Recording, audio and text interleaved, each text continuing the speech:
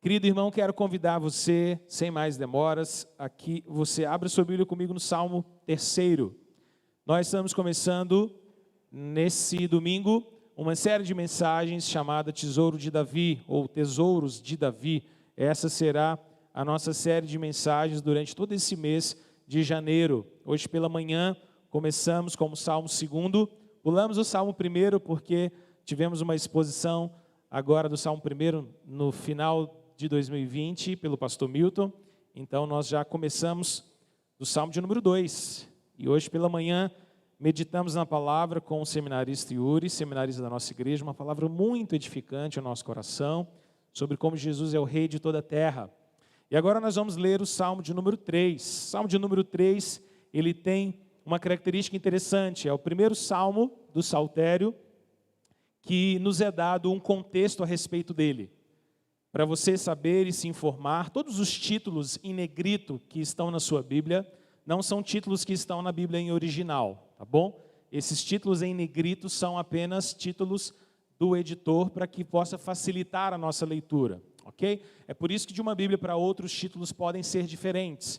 Mas se você observar na sua Bíblia, você vai perceber que o Salmo de número 3, ele tem debaixo do título em negrito um outro título, uma outra informação dizendo Salmo de Davi, quando fugir de Absalão, o seu filho. Está aí na sua Bíblia, não está?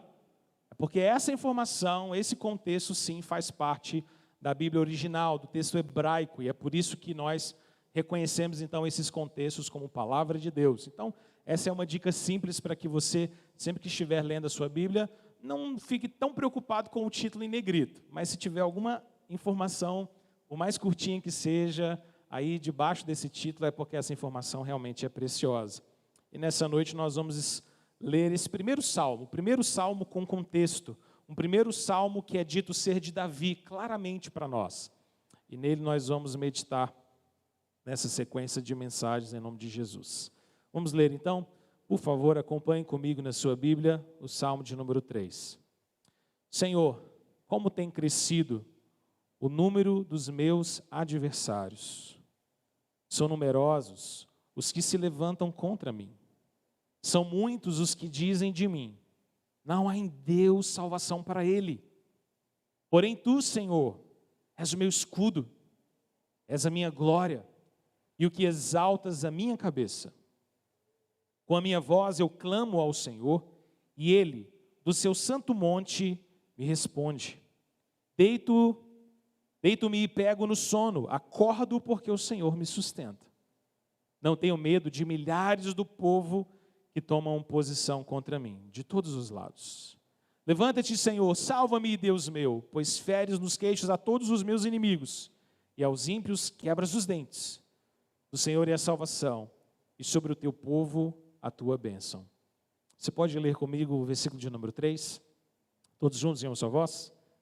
Porém tu, Senhor, és o meu escudo, és a minha glória, e o que exaltas a minha cabeça. Mais uma vez, para a gente guardar. Porém tu, Senhor, és o meu escudo, és a minha glória, e o que exaltas a minha cabeça. Vamos orar mais uma vez. Pai querido, muito obrigado pela tua palavra. E agora nós te rogamos, nós que viemos aqui ouvir a tua voz, rogamos que tu fales ao nosso coração. Esse salmo de Davi, quando ele fugia de seu filho Absalão, seja instrumento do Senhor, palavra do Senhor a falar a cada um de nós. E que saiamos daqui quebrantados, edificados, e cada vez mais, ó Deus, inclinados a te obedecer, ouvir a tua voz e fazer a tua vontade. Em nome de Jesus. Amém. Você já teve uma manhã terrível? Já teve alguma manhã na sua vida que você se lembra dela com um pouco de pesar? Aquele tipo de manhã que depois de uma noite também muito difícil, você acorda literalmente desanimado. Parece que a coragem te falta. Parece que tudo ao seu redor se desmorona e você está desanimado. Os desafios aumentaram demais, os problemas se multiplicaram no dia anterior, e você talvez tenha ido dormir tarde, talvez tenha tido conversas pesarosas, lamentando, questionando por quê. Talvez você tenha ido dormir tarde da noite, muito distante do horário que é comum a você e a sua família, porque alguma coisa te incomodava no íntimo e aquilo perturbava sua mente e seu coração. Talvez pitadas de ansiedade não deixavam que você fechasse os olhos e simplesmente dormisse, porque aquelas preocupações voltavam e voltavam. E quando talvez no entrar da madrugada você pega no sono, aquele sono às vezes um pouco conturbado, amanhã chega e você tem que enfrentar, porque os problemas de ontem estão aqui, eles são os de hoje também. E aquela manhã parece meio dura, parece meio difícil.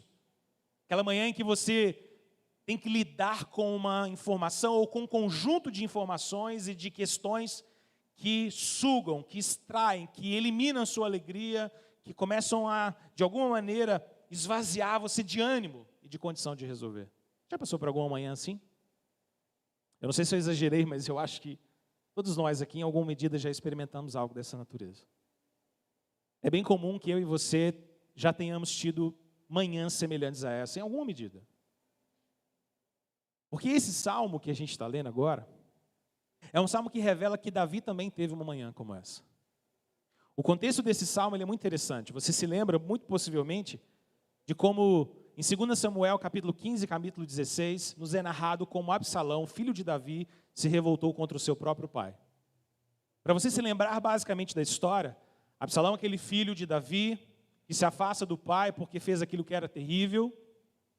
E agora Davi passa muito tempo sem dialogar com esse filho, e quando ele volta, ele retorna com um intento e um desejo no seu coração de arrancar o reino das mãos do seu pai.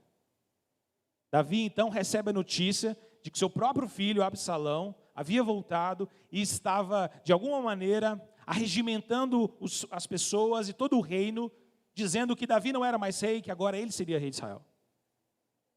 A revolta e a rebelião foi tão grande que Davi sentiu-se apavorado diante daquela situação toda. De fato, ele estava em perigo e no final das contas ele teve que fugir.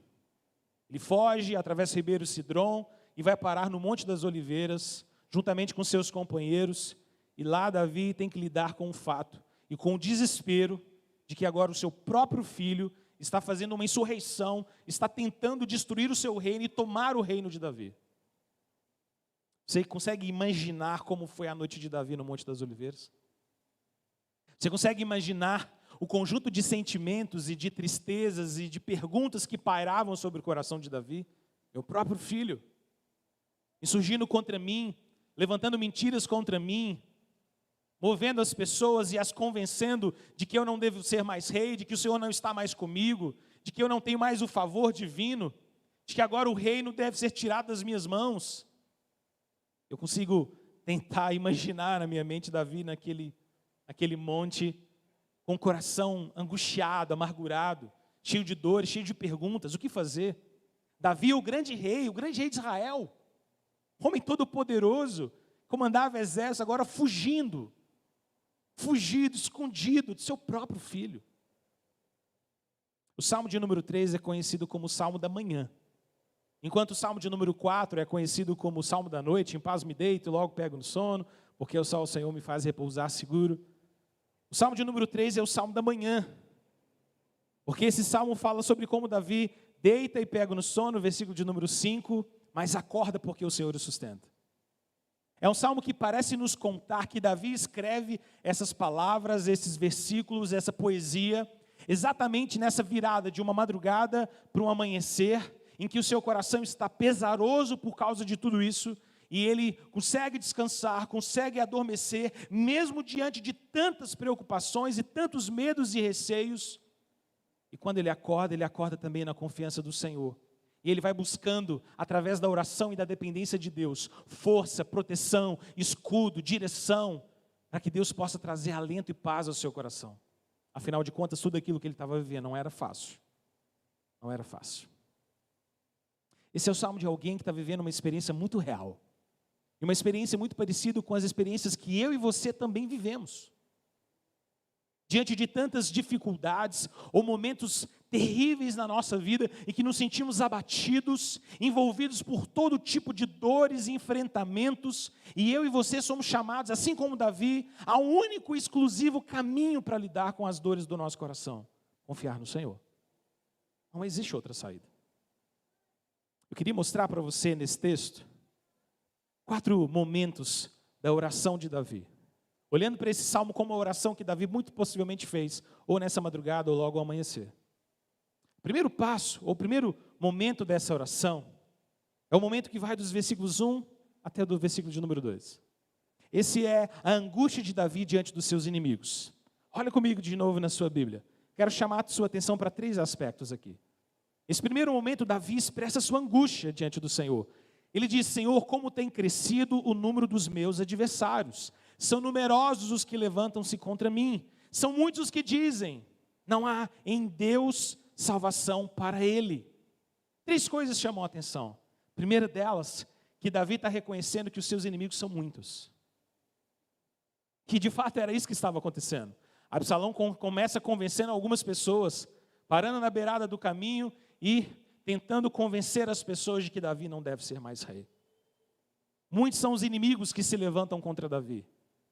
É interessante porque a gente tem a sensação de que quando a gente lida com problemas, os problemas vêm um atrás do outro a reboque, não é? Se surge uma dificuldade, um enfrentamento, e logo depois outro, e logo depois outro, e logo depois outro.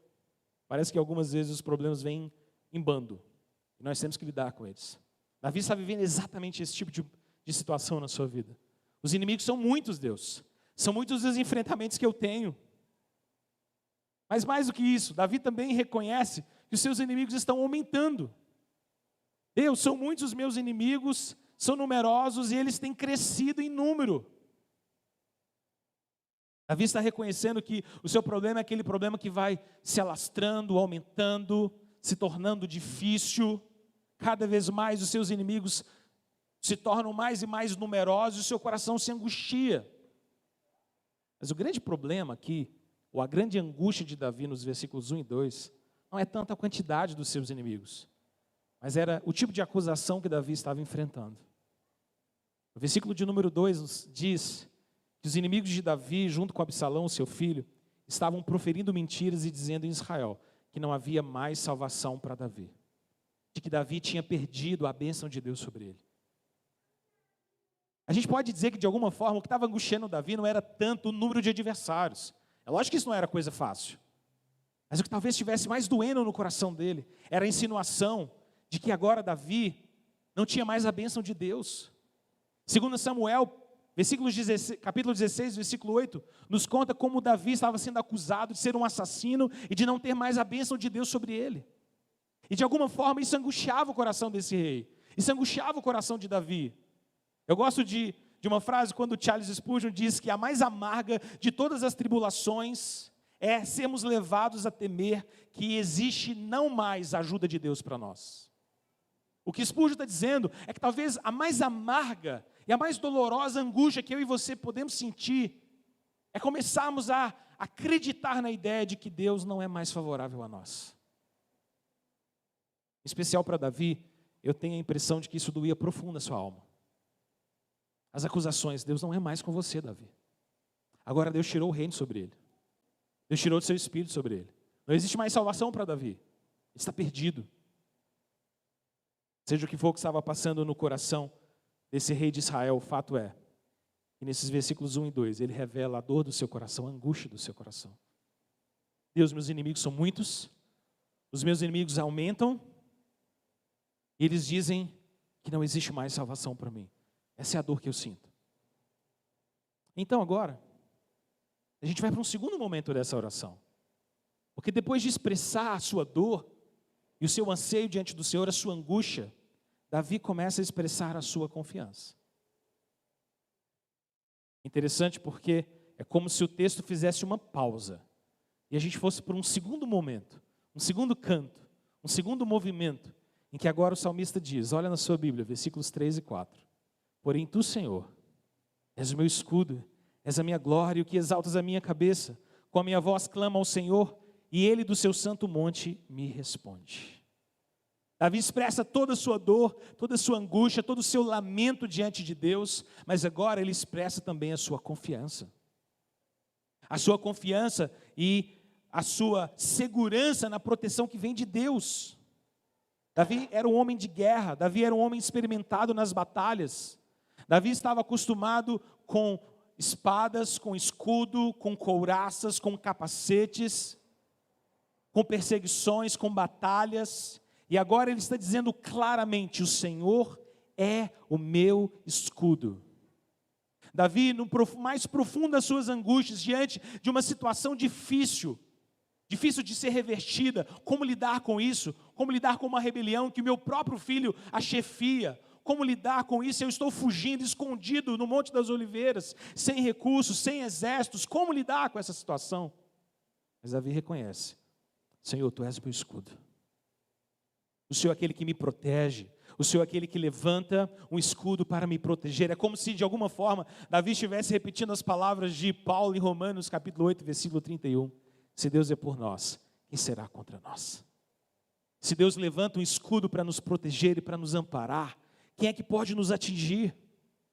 Davi é esse homem de guerra que reconhece que não o seu próprio escudo, mas o escudo do Senhor é quem o defende.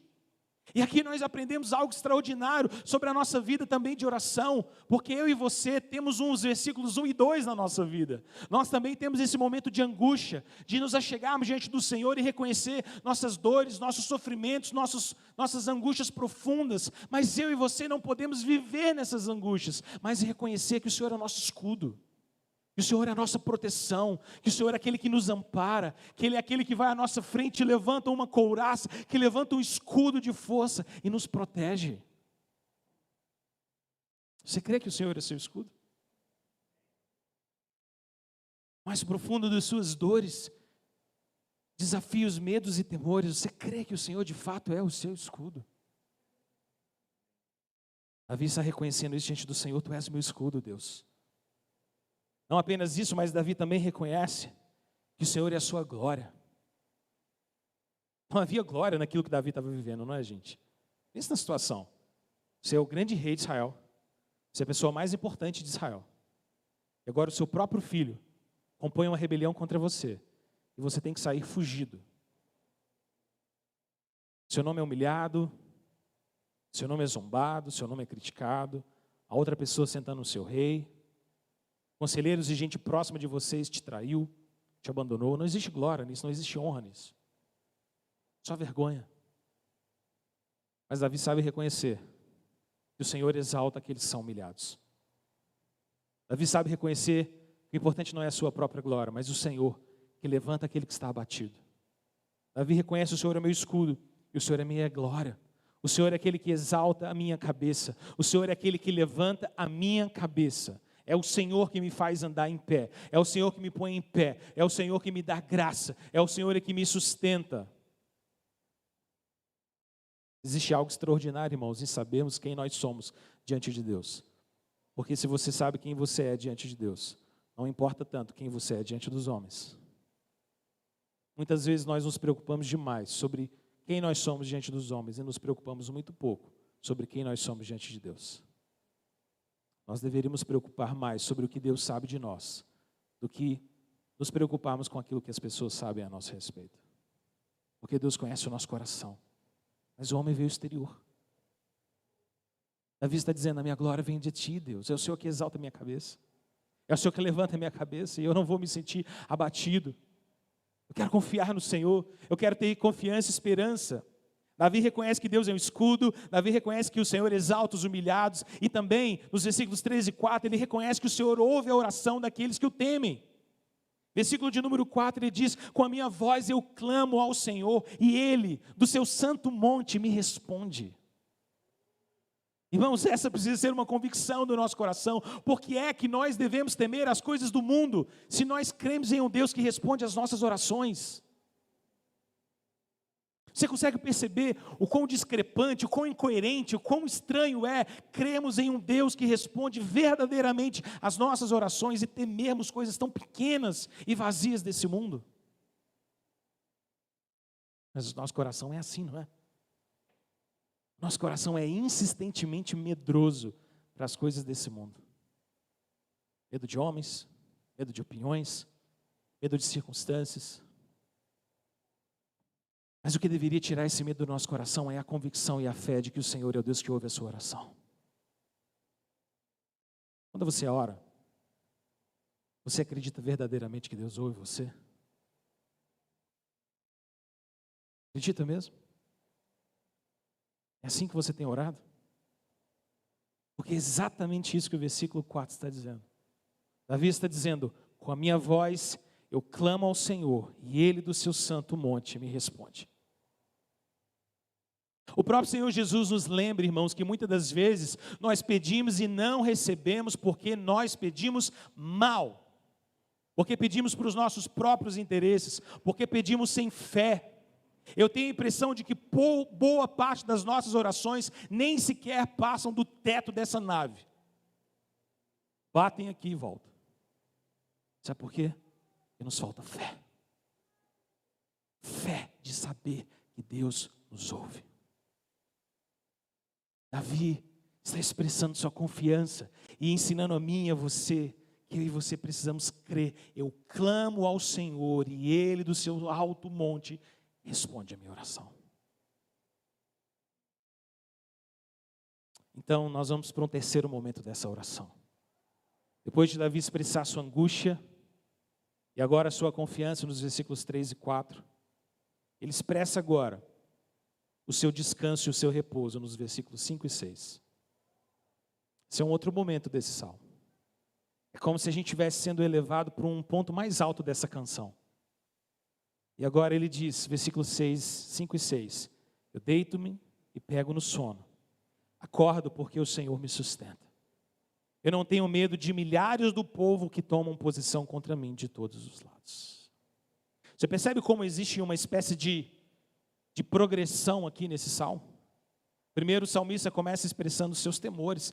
Deus, são muitos inimigos, eles estão se multiplicando, eles dizem que não existe salvação para mim. Mas depois ele começa dizendo, mas o Senhor é meu escudo. O Senhor é aquele que me levanta a minha cabeça. O Senhor é aquele que ouve a minha oração. E agora ele está dizendo, Deus, e se tudo isso é verdade, se o Senhor de fato é meu escudo, o Senhor é aquele que me ouve, o Senhor é aquele que me levanta, então eu fecho os meus olhos, eu deito e pego no sono e acordo, porque o Senhor me sustenta. O que Davi está fazendo conosco aqui no versículo de número 5 é tornar palpável a nossa experiência de confiar em Deus. Davi está tornando palpável, sensível, real, experiencial a nossa caminhada de dizer que o Senhor é o nosso escudo e a nossa segurança. Porque se o Senhor é escudo, se o Senhor é a nossa glória, se o Senhor é aquele que responde a nossa oração, então a gente precisa simplesmente viver uma vida de confiança real em Deus. E é tão duro dizer isso para você quanto é duro ouvir isso a mim mesmo. Porque muitas das vezes o sono nos foge. Porque muitas das vezes a ansiedade aloja no nosso coração. Porque muitas das vezes os temores parecem reinar em nós. Mas eu e você precisamos lutar contra essas coisas. Porque o Senhor de fato é o nosso escudo, a nossa glória e o Deus que nos responde. Essa é a verdade, irmãos. Davi pode descansar e dormir, porque ele sabe que o Senhor é a sua provisão. É por isso que ele diz no versículo de número 5, eu me deito e eu pego no sono. Aquela grama do Jardim das Oliveiras devia ser bem macia mesmo. Porque Davi, na situação que estava, fugido, com poucos recursos, com poucos amigos, temendo que talvez quem estivesse ali com ele naquele grupo pudesse também ser um traidor, temendo ser pego, o seu próprio filho e seu bando.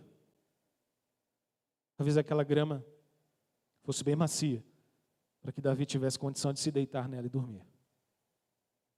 Mas o motivo que fez Davi adormecer não era a macieza daquela grama, mas a confiança de que o Senhor é aquele Deus que supre. Por isso eu me deito, eu pego no sono. Capítulo de número 4, o Salmo de número 4, versículo de número 8, Davi diz algo muito semelhante. Ele diz, em paz me deito e logo pego no sono, porque, Senhor, só Tu me fazes repousar seguro. Davi está reconhecendo também no Salmo de número 4 que só o Senhor é aquele que pode nos fazer repousar em segurança. Irmãos, isso precisa invadir o nosso coração. Essa verdade precisa reinar dentro de nós. Davi também diz, eu acordo porque o Senhor me sustenta. Não era fácil acordar naquela manhã, irmãos, para Davi. Provavelmente nenhum de nós aqui consegue imaginar a dor que é sentir que o seu próprio filho se tornou um rebelde contra você. ao ponto de querer arrancar o seu próprio rei. Não é estranha essa experiência? Devia ser dolorosa, mas Davi está dizendo, eu acordo porque o Senhor me sustenta. É como se Davi estivesse dizendo, Senhor, de mim mesmo não dá. Não dá para aguentar isso, mas o Senhor me sustenta. Então ele diz no versículo de número 6, eu não tenho medo de milhares do povo, Senhor, que tomam posição contra mim de todos os lados. Agora é como se a gente estivesse chegando naquele ponto alto da confiança prática, real, de um servo do Senhor dizendo, eu não vou temer, porque eu sei que o Senhor é aquele que pode me livrar de 10, de 100, de 1000, de milhares. Não importa o quão numerosos sejam os meus inimigos, o Senhor é o Deus que é o meu escudo e a minha proteção.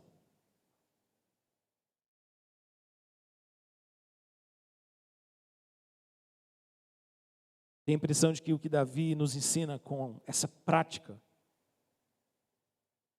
é de que eu e você deveríamos não nos importar tanto com o tamanho dos nossos enfrentamentos. Nós deveríamos nos importar mais com o tamanho da nossa fé em Deus. Os nossos problemas parecem maiores, quanto menor parece a nossa fé. Nossa fé diminui, os problemas aumentam. Nossa fé aumenta, nossos problemas diminuem. Então a gente chega no último momento dessa oração. As palavras finais dessa oração, Davi diz, levanta-te, Senhor. Salva-me, Deus meu, pois o Senhor fere nos queixos todos os meus inimigos, e os ímpios, o Senhor quebra os dentes deles. O Senhor é a salvação, e sobre o teu povo a tua bênção. Agora, depois de expressar angústia, confiança, plena convicção e descanso no Senhor, Davi pede a Deus.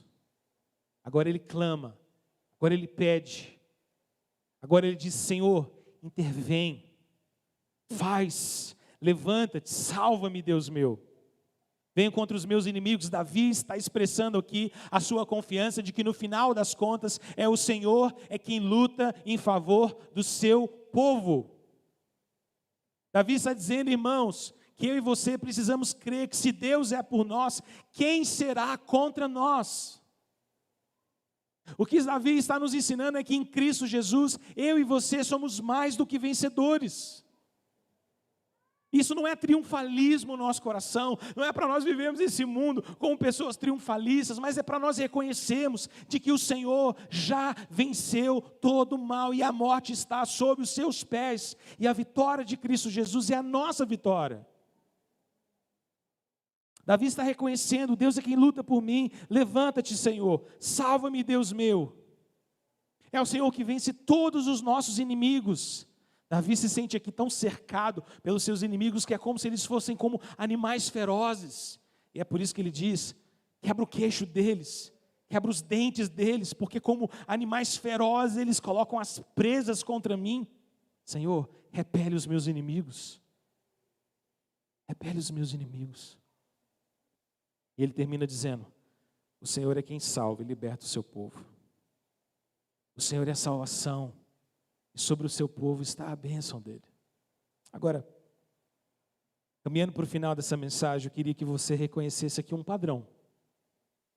Porque nessa oração de Davi, parece que a gente encontra um padrão de os inimigos que se levantam, um clamor angustiado, a necessidade de reconhecer confiadamente que o Senhor está ao nosso lado, a necessidade de repouso e, por fim, a confiança de que o Senhor vai intervir. E esse padrão a gente encontra na Bíblia outras vezes.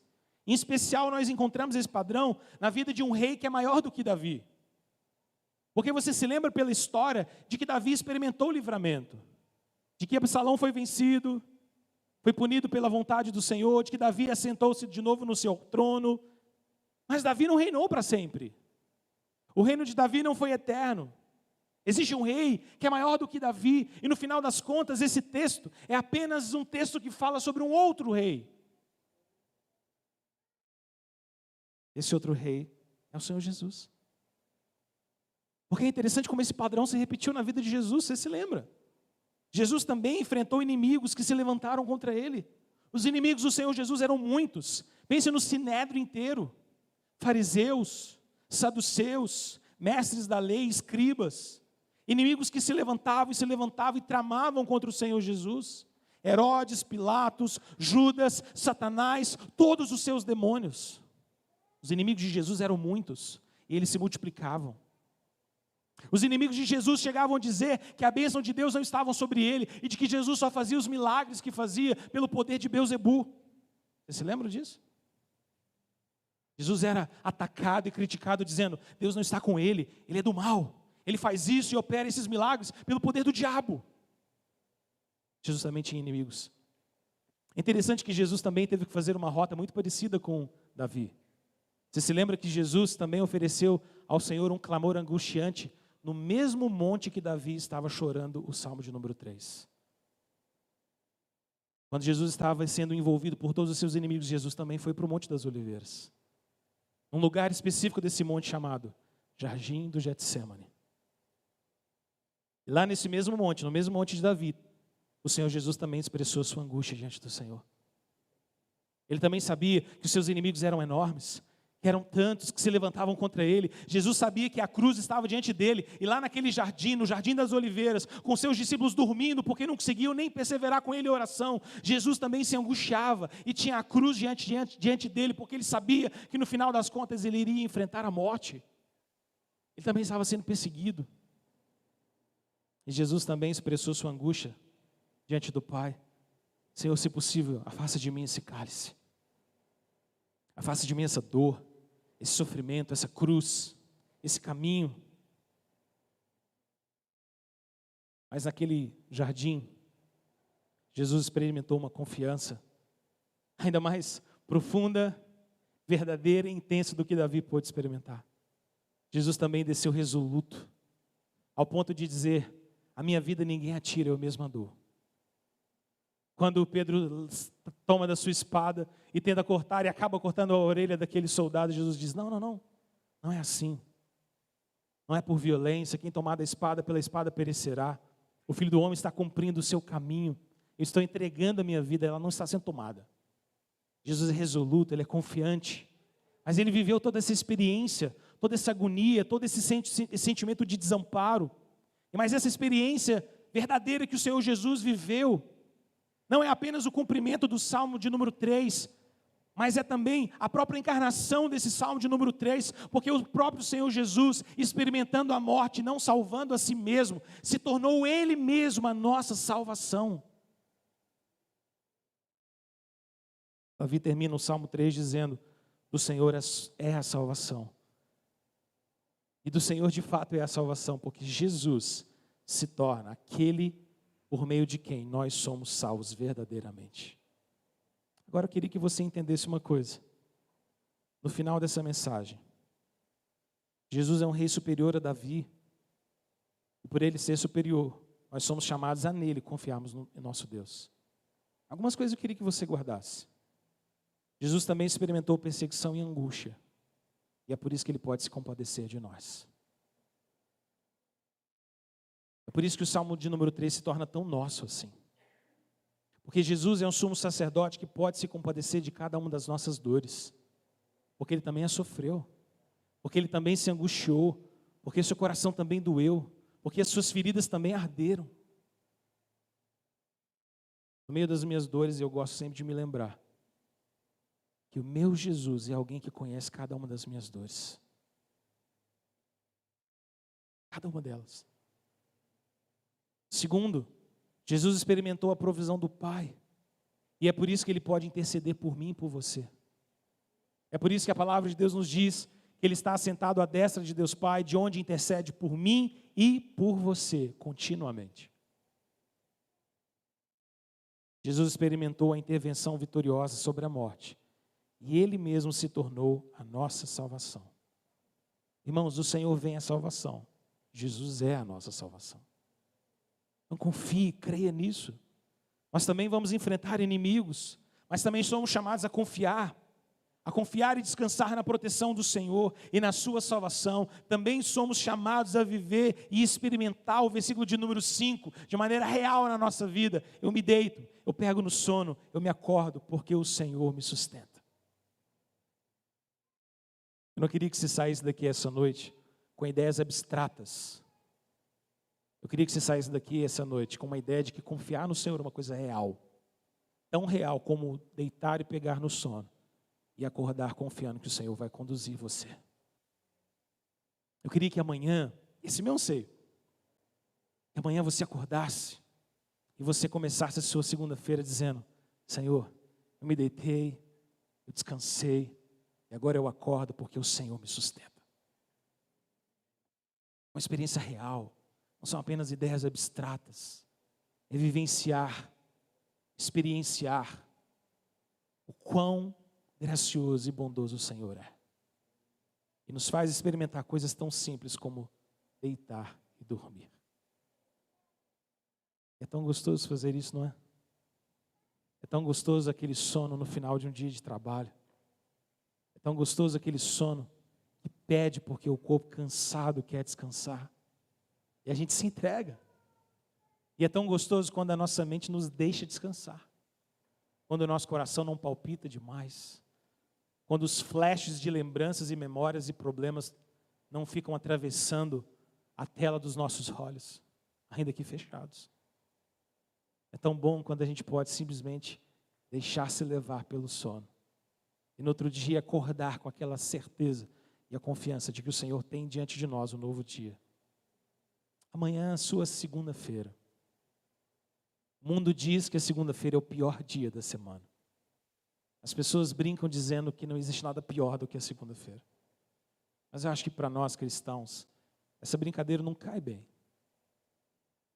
Porque nós deitamos e dormimos. E acordamos porque o Senhor nos sustenta. Vamos orar? Quero te convidar a orar por sua noite hoje. Orar para que Deus te dê um sono em paz. Orar para que quando você chegar em casa, se preparar para descansar, seu coração esteja confiado no Senhor. De saber que você pode apresentar sua angústia diante dEle. Ele é seu escudo. Ele que te dá paz, Ele é a sua salvação. De que o Senhor Jesus enfrentou a morte e a perseguição de muitos inimigos. Ele conhece a nossa dor. E Ele mesmo é o nosso Redentor e a nossa salvação. Peça a Deus agora na sua oração: Deus, me faz chegar em casa hoje, descansar. E acordar amanhã com a confiança de que é o Senhor que me sustenta. De que tudo que eu tenho que fazer, realizar, dizer, reunir, resolver nessa semana, seja guiado pelo Senhor. Peça a Deus para que o seu café da manhã de segunda-feira não seja ansiedade, mas seja confiança. Para que você experimente vivencial, real, palpável, o quão bom é o Senhor.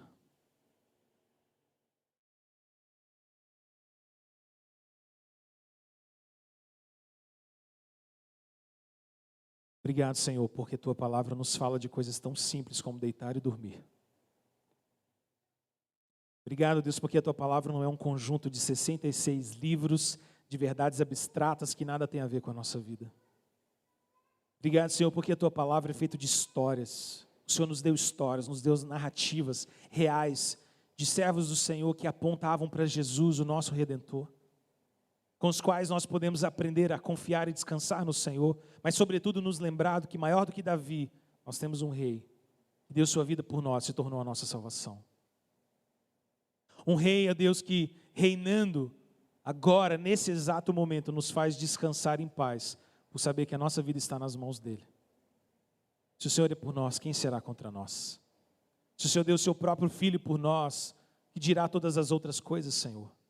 E nós podemos de fato buscar o Teu reino e a Tua justiça em primeiro lugar, sabendo que todas as demais coisas nos serão acrescentadas. Ó Deus, nós te pedimos nessa noite algo tão simples, tão prático, Senhor. Ajuda-nos, ó Pai, chegarmos em casa hoje e descansarmos confiados no Senhor. Repousarmos nossa cabeça sobre o travesseiro e dizer: o Senhor é o dono da minha vida, Basta cada dia o seu próprio mal, ou amanhã trará os seus próprios cuidados. O Senhor é por mim.